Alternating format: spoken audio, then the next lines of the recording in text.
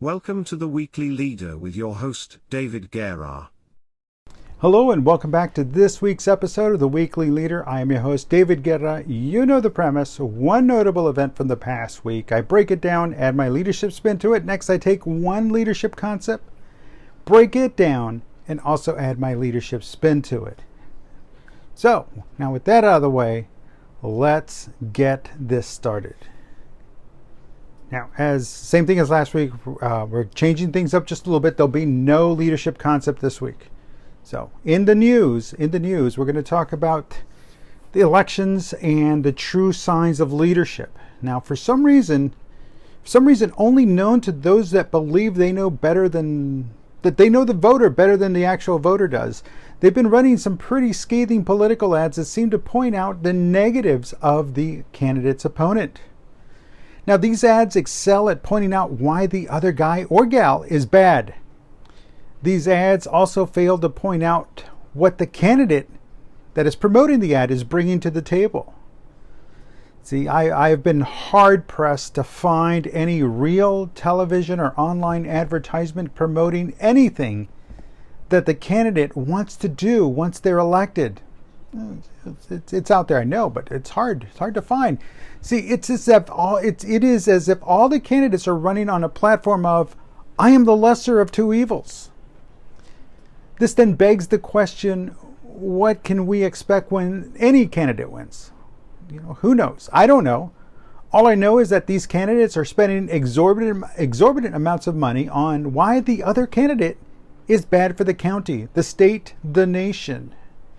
And for what? For what? I mean, to repeat the nonsense of 2020? See, then people were so opposed to the incumbent that the replacement that was duly and properly elected turned everything upside down. And now, today, there sadly appears to be no end in sight. Now, this uncertainty is not how any candidate should run any campaign.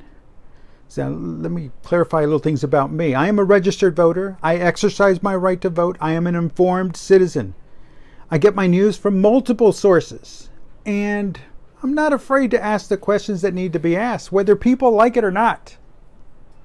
Whether they like it or not, we have to ask questions. And I firmly believe that when it comes to the betterment of my community, my county, my state, my nation, my country, and most of all, my family, emotions have no place when it comes to casting a vote. See, how do I know this? Well, I know this because it appears that all the candidates are playing on our emotions. Look at all the ads that they're running. They're all emotional. And of course, emotions serve a purpose when it comes to being reactionary. But for any real change to take place and to stick, emotion must take a back seat. And when individuals cannot separate emotion from fact and common sense, then that is the moment that we will find ourselves in situations we never expected. And here we are.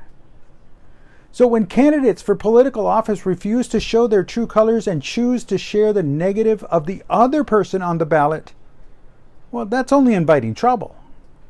So always be suspect when individuals say they are going to lower taxes but increase government distributions, all the while they are purposely withholding from you where they intend to get the funding.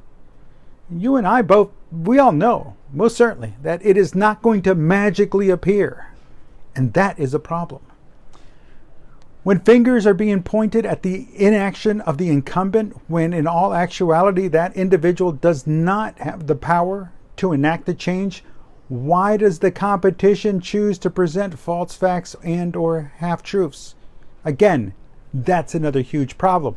Instead of saying something like, we know he or she cannot make the change, but when I'm elected, I will do what it takes to make that change happen. That sounds much better. So be careful when it comes to time to cast your vote, time to cast your ballot, whether you're doing it in early voting or on election day itself. Weigh the options and the candidate, and then vote using your brain. Stop falling for the negative ads, the half-truths, and demand that they tell you what they will do for you once the election is over. And on that note, folks, I want to thank you for watching this week's episode of The Weekly Leader, and I invite you to come back next week for another episode. And, well, you know, don't forget to like, subscribe, and share. And, of course, I am David Guerra, and I approve this message.